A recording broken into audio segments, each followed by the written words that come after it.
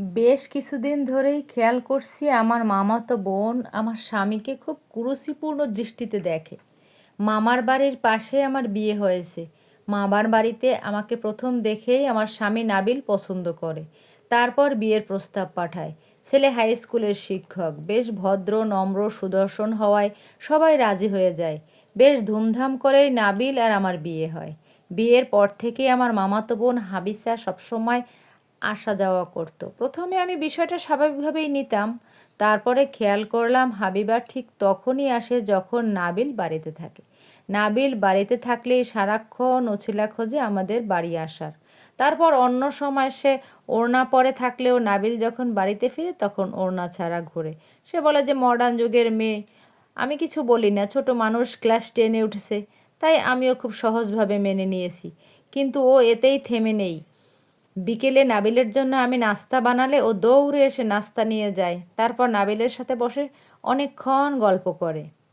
আবার নাবিল টিভিতে খেলা দেখে, ও পাশে গিয়ে ঘেঁষে বসে। আবার বাড়িতে না আসলেও নাবিলের ফোনে ফোন দিয়ে কথা বলে। কিন্তু আমার ফোনে তো কোনো ভুলক্রমেই কল দেয় না। এমনকি মাঝে মাঝে নাবিলের ফোন চেক করলে দেখি যে হাবিবা বেশ কয়েকবার মিস কল দিয়েছে।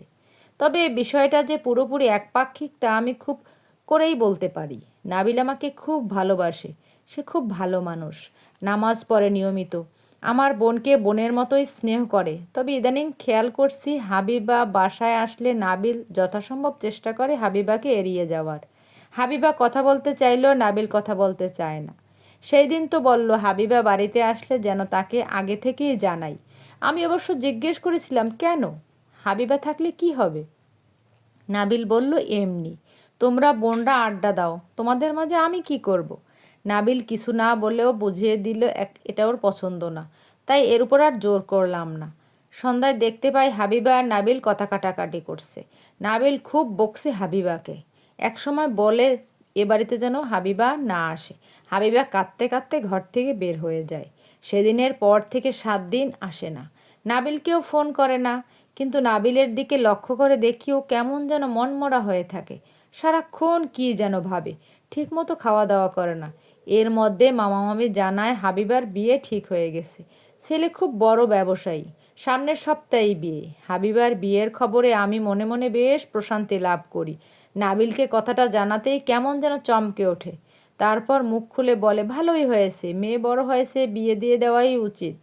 আমি শুধু নাবিলের মুখের দিকে চেয়ে রইলাম। ওর মুখ দেখে মনে হলো ও একদমই খুশি হয়নি। এর ঠিক 2 দিন পরে নাবিলের ফোন চেক করে দেখি হাবিবাবে কল করেছে। প্রায় ঘন্টাখানেক কথা বলেছে। বিষয়টা দেখেই আমার বুকের মধ্যে মুচড়ে উঠল। অজানা ভয়ে কুঁকড়ে গেলাম। তবে এরপর থেকে নাবিলকে বেশ স্বাভাবিক মনে হতো। আমিও সব ভুলে স্বাভাবিক হয়ে গেলাম। দেখতে দেখতে হাবিবার বিয়ের দিন চলে এলো। সকালে গায়ে হলুদ হলো। হাবিবাও দেখলাম বেশ খুশি। দুপুর পর বরযাত্রী আসলো। বিয়েতে বরের বউকে 2 ভরি গয়না দিবে আর আমার মামা 3 ভরি দিয়ে সাজিয়ে দিবে। কি যে সুন্দর দেখতে লাগছিল হাবিবাকে। বিয়ের নিয়ম শুরু হলো।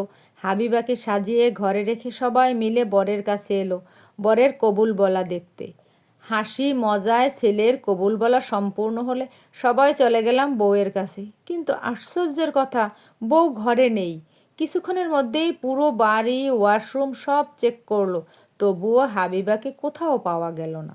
মুহূর্তেই পুরো বাড়ির কথাটা ছড়িয়ে গেল। হঠাৎ আমার মনে হলো অনেকক্ষণ হলো নাবিলকে দেখতে পাচ্ছি না। নাবিল কোথায় গেছে? পুরো বাড়ি খুঁজে ফেললাম, না কোথাও নেই। ফোন করলাম, ফোনটাও বন্ধ। মনের মধ্যে ভয় ঢুকে গেল।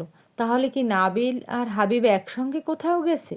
তখন হাবিবার ভাই দৌড়াতে দৌড়াতে এসে বলল সর্বনাশ হয়ে গেছে, আপু বাগানে গাছের সাথে ঝুলছে।